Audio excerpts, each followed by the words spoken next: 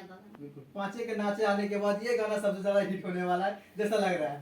पांचे के नाचे वाले दो लाइन। अरे चौकी हो माचे आई हा, पाँचे के नाचे आई हा। जी शिल्पीराज जी शादी कब करने वाली है, क्योंकि काफी सवाल रहता है। प्यार मिलेला जी तो उम्मीद बाकी आप लोग के ई गाना अच्छा लगी।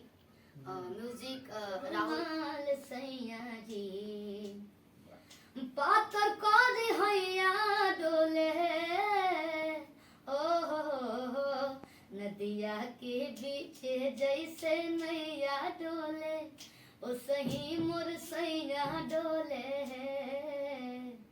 नदिया के बीचे जैसे नैया डोले ओ सही मोर सैया डोले वाह क्या बात है। आज भोजपुरी की बहुत ही अच्छी एक्ट्रेस रानी एक्ट्रेस जी का जन्मदिन है। हाँ। क्या विशेष बधाई देना चाहिए मम्मी? अभी कुछ